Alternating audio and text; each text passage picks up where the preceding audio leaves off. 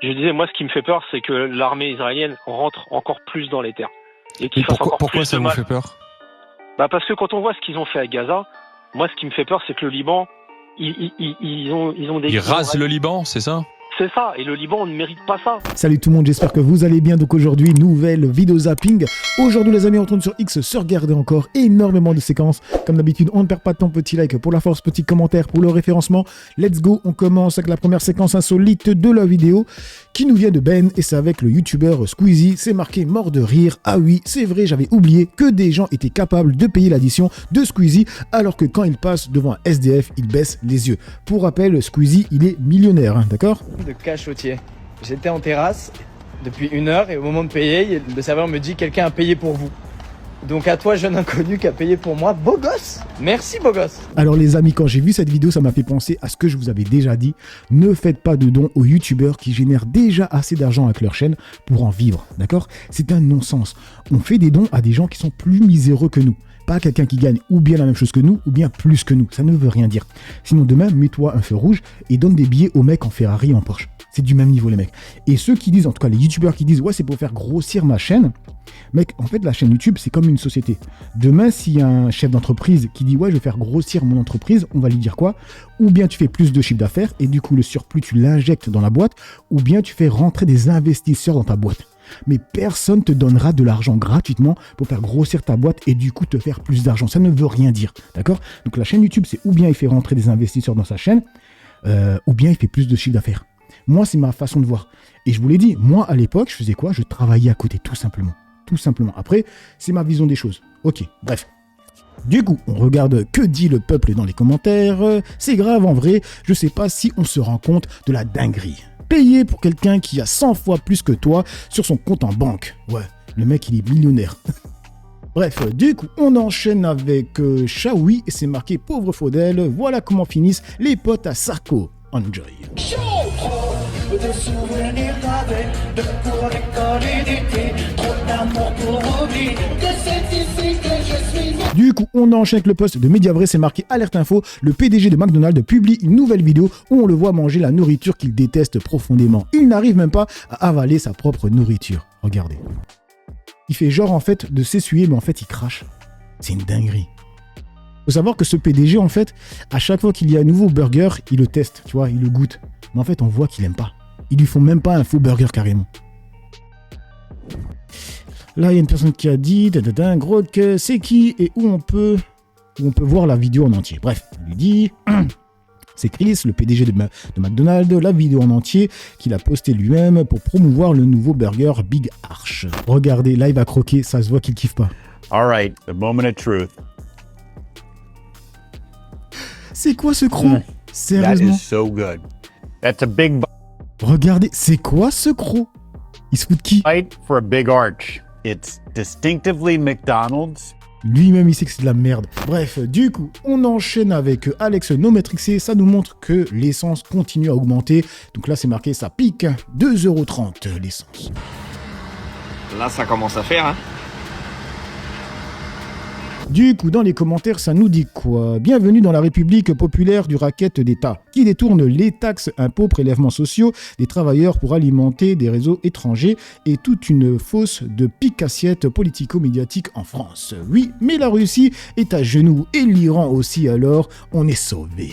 C'est du vol, c'est le gouvernement. Du coup, on enchaîne avec le poste de TBT9, c'est avec Raymond qui dit « Ça n'interroge personne que les routiers ne soient pas en grève. » Vous trouvez pas ça bizarre? Parce qu'ils savent très bien ce qu'ils font, l'État français. Ils poussent les Français à bout. Ils savent très bien ce qu'ils font. Vous trouvez pas ça bizarre? Qu'est-ce qui consomme le plus d'essence et de gasoil? Et qu'on a besoin tous les jours pour travailler? Un 44 tonnes. Un Smirmork. C'est ce qui consomme le plus. Le plein d'un Smirmork, aujourd'hui, ce matin, si c'est 1,90, c'est plus de 1100 €, 1200 €. Un plein d'essence, c'est 1200 € sur un 44 tonnes.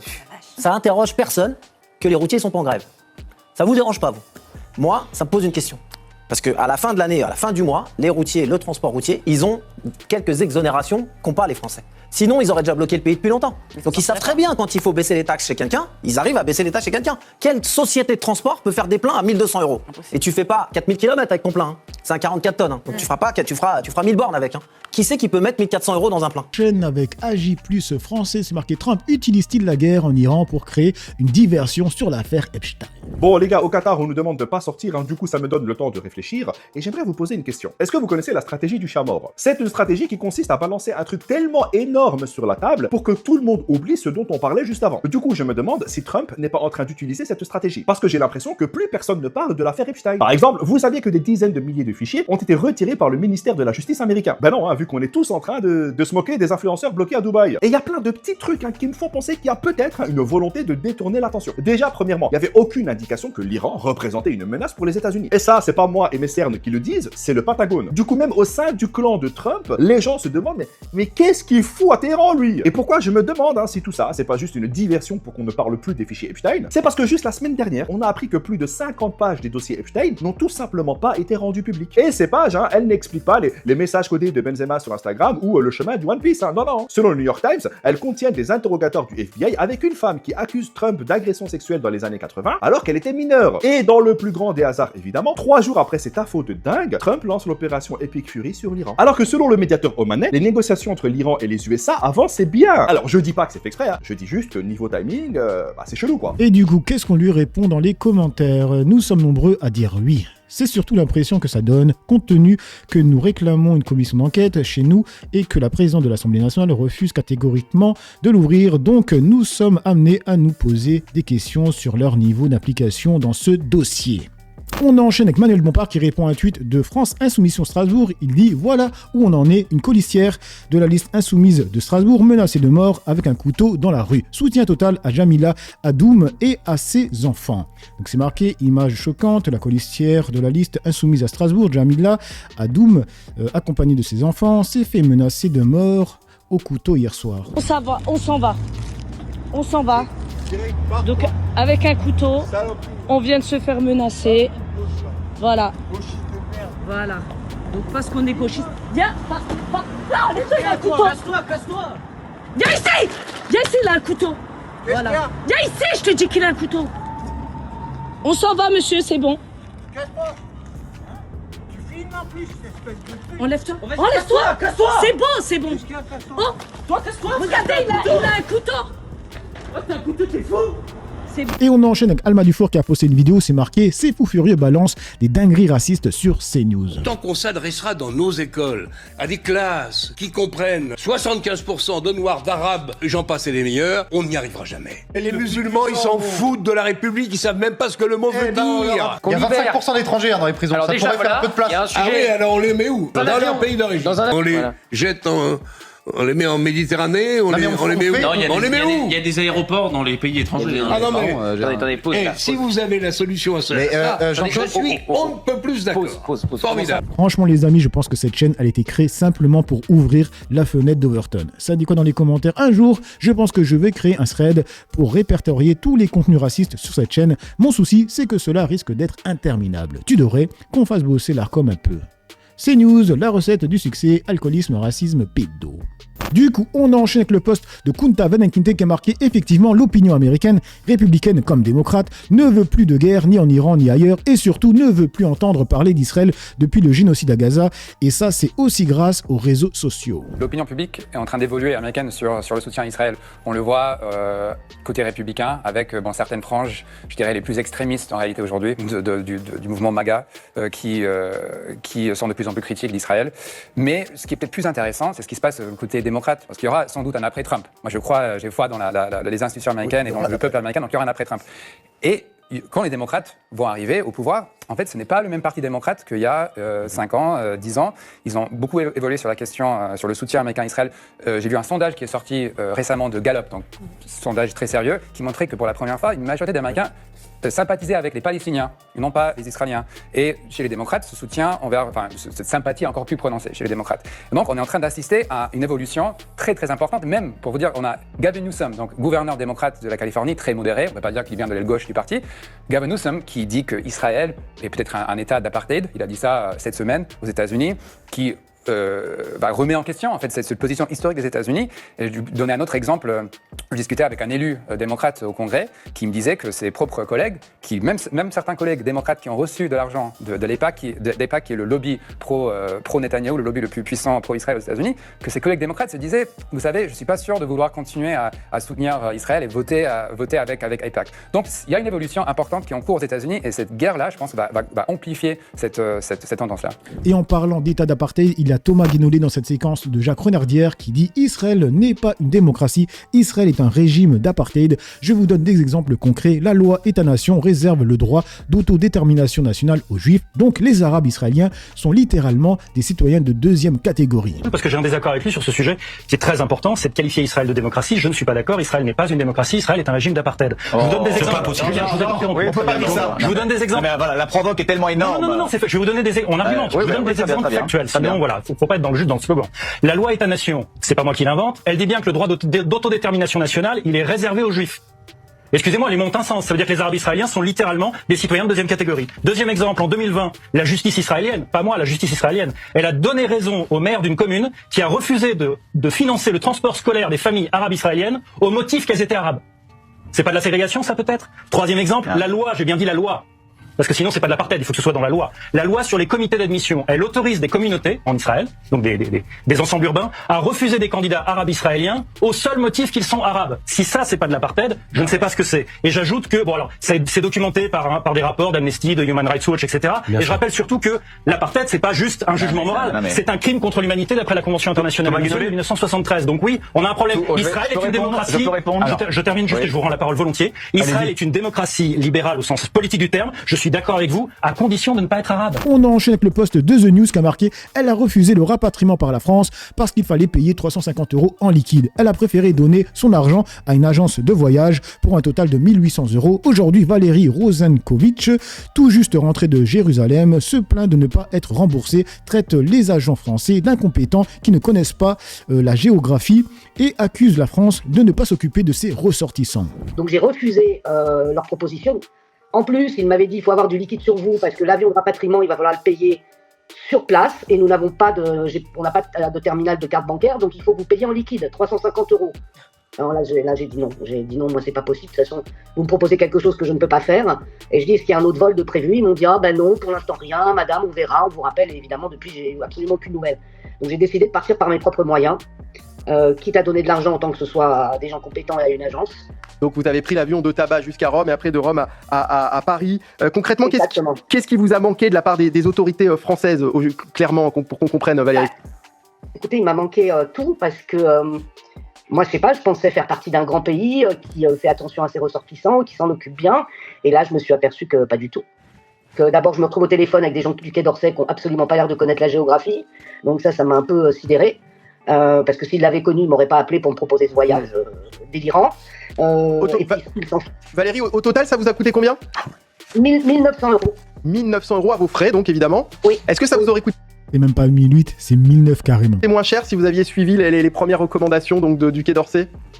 Écoutez, en tout cas, eux, le billet d'avion, ils nous le vendaient 350 €. Alors après, il aurait fallu que je vois trouver la voiture, le véhicule. Ça aurait peut-être été un petit... Oui, ça aurait été moins. C'est-à-dire qu'il fallait... Elle a payé 3 fois plus. Et si elle avait pris une voiture, etc., bon, elle aurait payé 2 fois moins cher. Et elle râle. En gros, la France te fait économiser, certes, 50%, mais ça te va pas. En fait, elle voulait que ça soit complètement gratuit, tu vois. Vous organisez pour tout le reste, alors que là, vous avez une agence de voyage qui a tout géré. Bon. Alors qu'elle a les moyens. Elle a quand même déboursé 1009, hein. Mais elle n'a pas les moyens de retirer 350 €. Une très bonne agence qui a vraiment tout organisé. On a passé la frontière, il faut la passer à pied, on l'a passé relativement rapidement. Il y a peu de chances pour que vous puissiez vous faire rembourser, Valérie. Ah ben non, je me ferai pas rembourser, non. Évidemment. Heureux, tu dépenses 1009 alors que tu pouvais payer la moitié. Du coup, on enchaîne avec Emma qui a marqué « Cette dame a entièrement raison. La déshumanisation des vies iraniennes, palestiniennes, libanaises ou syriennes dans les médias français est une honte. Dès qu'il s'agit des victimes de l'État d'Israël, ces êtres humains disparaissent. Ils n'ont plus de visage, plus d'histoire, seulement des chiffres et des dommages collatéraux. Cette hiérarchisation des vies, entretenue par certains médias, restera une tâche indélébile sur le journalisme français. » On vit dans une angoisse permanente, en fait, pour nos proches, nos familles qui sont là-bas, puisque moi-même, toute ma famille est aussi là-bas, même si je suis en France depuis de nombreuses années. Et puis pour tous les Iraniens, en fait.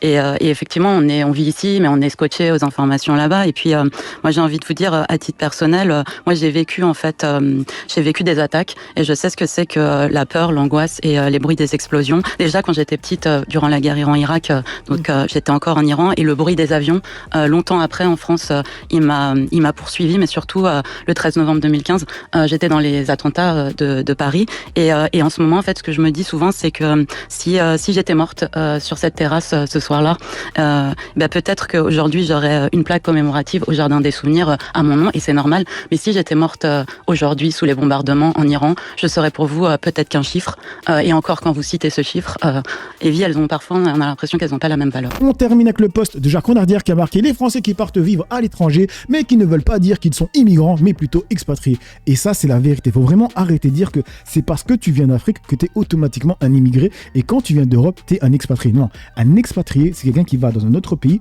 et que c'est sa boîte qui l'ont envoyé là-bas pour travailler. Quelqu'un qui va dans un autre pays pour avoir une meilleure situation, c'est un immigré, d'accord? Peu importe combien tu gagnais dans ton pays d'origine. Si tu vas dans un autre pays pour avoir une meilleure situation, tu es un immigré, d'accord? Et ça, faut se le rentrer. C'est pas parce que tu viens d'Europe que tu es automatiquement un expatrié. Non, faut arrêter les conneries. Ah mais oui, parlons-en de ces Français trop blancs pour être considérés comme des immigrés et qui du coup, eux, sont des expatriés. Parlons-en de ces Français qui parfois d'ailleurs veulent aller vivre une belle retraite au soleil, donc du coup vont partir dans des pays à l'étranger, alors qu'ils ont passé toute leur putain de vie en France à nous faire chier, à voter pour l'extrême droite, à emmerder les immigrés, à emmerder les personnes d'origine étrangère, et qui, une fois là-bas, ne vont absolument pas s'intégrer. C'est-à-dire qu'ils vont aller vivre dans des quartiers où ils sont uniquement entre Français, et en fait les seuls locaux qu'ils vont pouvoir côtoyer, c'est leur femme de ménage et leurs domestiques qui prennent pour leur clébard et qui vont payer une misère, bien évidemment. Là, ça les arrange le côté local. On les paye pour un rien, pour 2 francs 6 sous, on peut les faire bosser. Ça, c'est top, ils sont contents. Et on peut parler de ces Français d'ailleurs qui ont une double dynamique. C'est-à-dire qu'en France, quand ils entendent des étrangers parler entre eux leur langue natale, ça va les emmerder. Ils vont dire, oh, quand même, on est en France, ils pourraient parler la langue et s'intégrer. Par contre, là-bas, ils vont se retrouver entre Français, vous inquiétez pas, ils vont pas dégoiser 2 mots de la langue locale. Vraiment pas. Et cette dynamique, je la vois avec mon mari qui est turc et qui, quand il se retrouve avec des potes turcs, il parle en turc. Ce qui est d'une logique implacable, c'est vraiment sa langue natale. Ses parents sont turcs, nés en Turquie. Et du coup, il n'avait que cette langue-là pendant très longtemps jusqu'à ce qu'il aille à l'école dans les oreilles, en fait. Il a appris le turc avant même d'apprendre le français. Moi, quand je me barre voir ma meilleure pote qui vit aux USA, qui du coup est française, quand je la vois, on parle en français en fait, on ne parle pas en anglais. Ce qui est encore une fois d'une logique implacable. Mais quand ces 2 petites françaises aux USA qui parlent en français, c'est trop cute, tu vois, c'est les 2 petites Frenchies qui débarquent et qui parlent leur français, ils sont contents. Par contre, les étrangers, tout ce qui est turc, marocain, etc., Afrique du Nord, etc., enfin, puis de manière générale, tout ce qui est trop au sud pour les gens ou tout ce qui est trop vers le Moyen-Orient, là, ça les emmerde de les entendre parler leur langue natale, vraiment, ça les fait chier. Je le vois même, parce que ça va très loin en fait, cette façon comme ça de gérer 2 choses qui sont similaires en vérité. On apprend l'anglais et le turc à mes enfants. Je leur apprends l'anglais, c'est pas du tout ma langue natale, mais c'est juste que comme mon mari et moi on le parle plutôt bien, on le transmet aux gamins parce que on part du principe que n'importe quelle langue étrangère, pourra toujours leur servir. Mon mari leur apprend le turc, je leur apprends l'anglais. Mon fils a 11 ans, je parle très souvent avec lui en anglais du coup. Et quand on m'entend parler en anglais avec mon fils, mais tu lui apprends l'anglais, mais c'est génial, c'est top. Personne ne dira ça à mon mari quand on l'entend parler en turc à mes enfants. Au contraire, on va plutôt dire, après la priorité c'est déjà de bien parler français, puis après les autres langues on verra. Oh Monique, c'est pas un peu raciste ce que t'es en train de dire? Voilà, donc il y a toujours effectivement un double standard. On trouve ça toujours merveilleux d'ailleurs, un enfant qui va parler français et anglais, français et italien, etc. Un gamin qui va parler par exemple le français et l'arabe, encore une fois le français et le turc, etc. Ah là, plus personne trouve ça formidable. Alors soit ils s'en foutent, genre ils voient pas du coup ce qu'il y a de formidable, soit ils se disent encore une fois, ouais mais quand même, le principal c'est quand même d'apprendre d'abord le français, ils vivent en France, faut s'intégrer, voilà. Elle a dit les termes ou pas? Elle a dit les termes, les mecs. Donc, voilà les amis pour cette petite vidéo zapping réaction. Dites-moi ce que vous en pensez dans l'espace commentaire, dans la joie et la bonne humeur, sans insultes comme d'habitude. N'oubliez pas le petit like pour la force, petit commentaire pour le référencement. J'ai assez parlé, pour le peu que j'ai parlé, à vous d'écrire. Ciao tout le monde.